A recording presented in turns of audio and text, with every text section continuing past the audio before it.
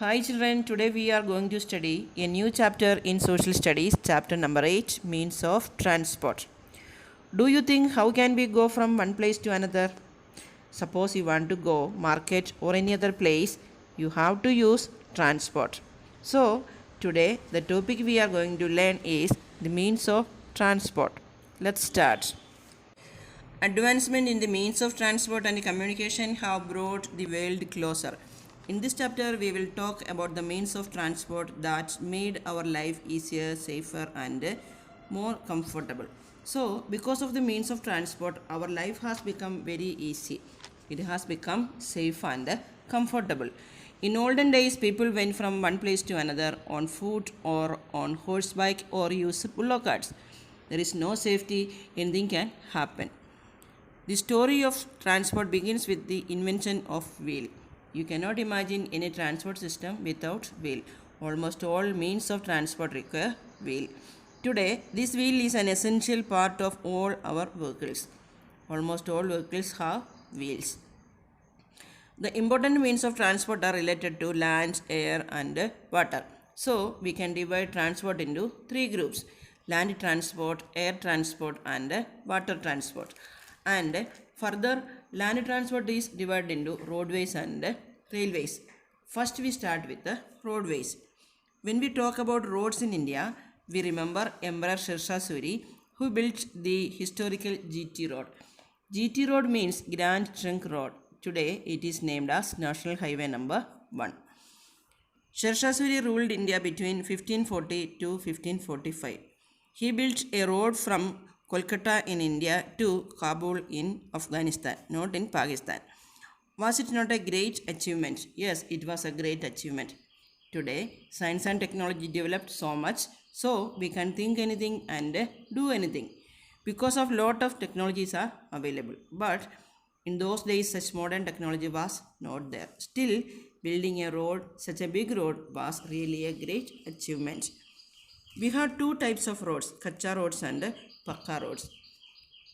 Kacha road, that is unmetalled roads, and pakka road, that is metalled roads. Kacha roads connect the villages. These are now being converted into pakka or metalled roads.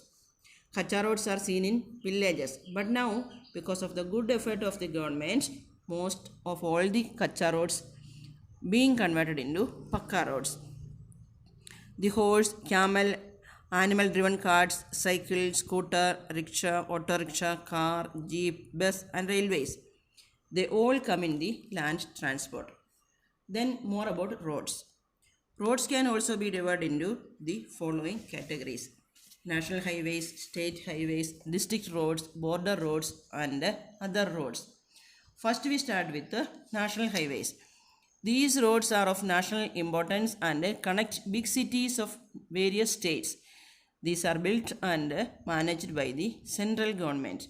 Roads which are connecting big cities of various states are called national highways. These roads have national importance and these are connecting the whole country, and so it is managed by the central government. These roads have been given numbers, and national highways have given different numbers like NH52, NH47, NH1, etc. Sher Shah Suri Road or GT Road is National Highway 1. Sher Shah Suri Road, we call it NH1, National Highway number 1. National Highway number 7 is the longest and traverses 2,369 km between Varanasi and Kanyakumari via Jabalpur, Nagpur, Hyderabad, Bengaluru, and Madurai. You can see so many important cities of India are connected by this road. This is National Highway number 7, NH7. It is the longest national highway with a length of 2,369 km from Varanasi to Kanyakumari. And who take care of the national highways? The National Highway Authority of India builds and looks after these national highways. It is built and managed by the central government, and there is a department to look after the national highways, that is NHAI, National Highway Authority of India. Then we have come to the state highways.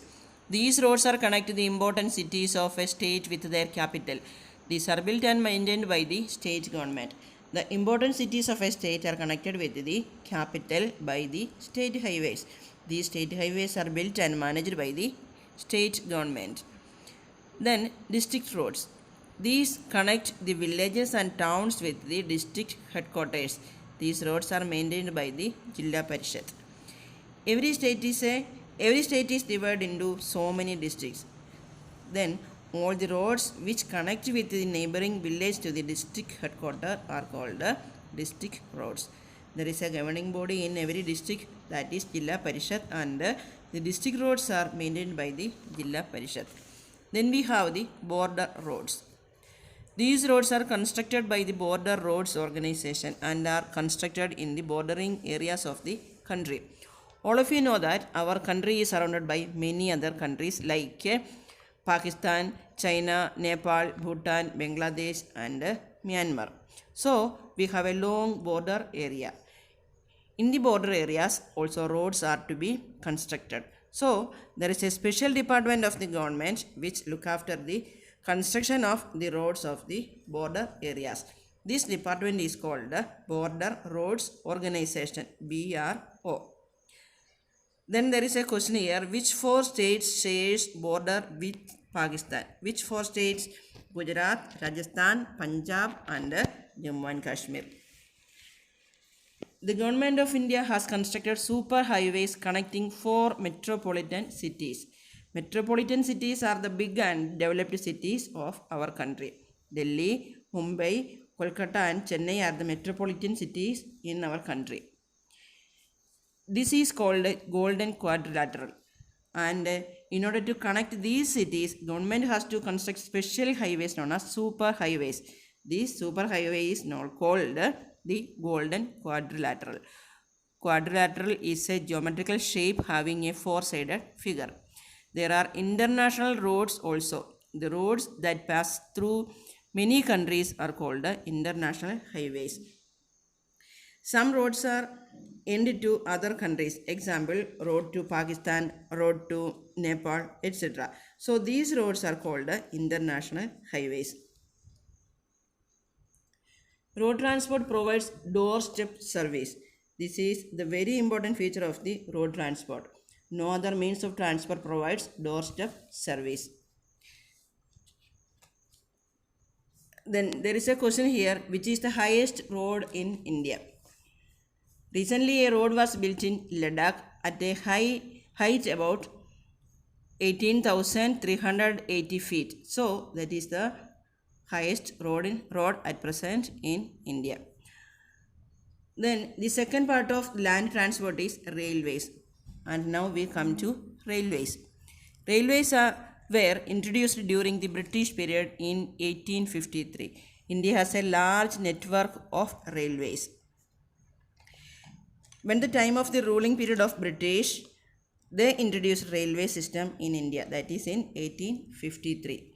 There are 3 types of railway lines, namely broad gauge, meter gauge, and narrow gauge.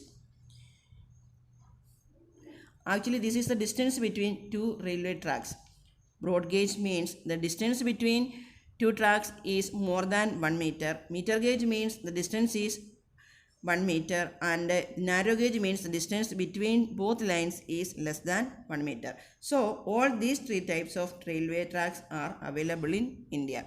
The Indian Railway is looked after by the Railway Ministry.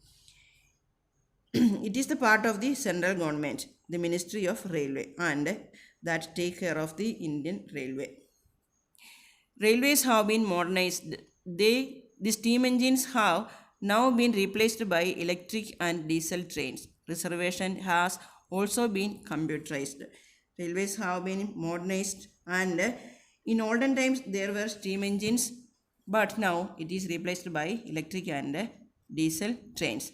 Reservation has also been computerized. No need of going to the reservation office for booking the ticket. You can do it in your mobile or your computer. The first train in India ran from Mumbai to Thane. The distance is 32 km and it is in the year It was in the year 1853. There is another system of railway which is known as metro railway. The metro has now been introduced in big cities. Lack of people travel by it daily as journey by the metro is very comfortable.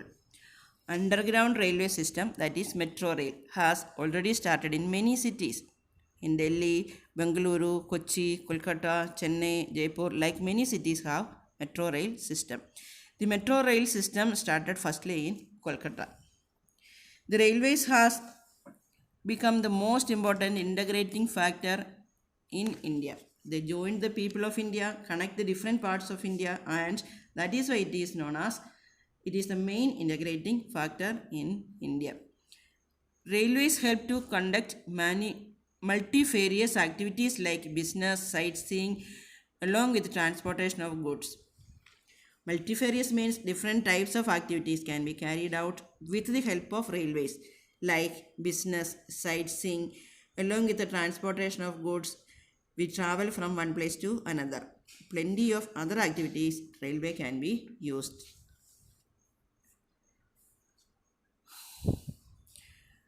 In India, the Shatabdi and Rajdhani trains are superfast trains having a speed of more than 100 km per hour. Shatabdi and Rajdhani are the fastest trains in India, but now plenty of fastest trains are available in India. Have you ever traveled by a metro train? If you want, you will have to buy a token only if your height is 3 feet or above, else you can travel free of cost. I think most of you have traveled and enjoy journey by metro train. If your height is below 3 feet, you don't have to buy a token to enter the metro train. But if your height is more than 3 feet, then you have to buy a token to enter the metro train. One more question is here. What does TTE stands for? TTE means traveling ticket examiner. Traveling ticket examiner. Okay students, it's all for today. Thank you.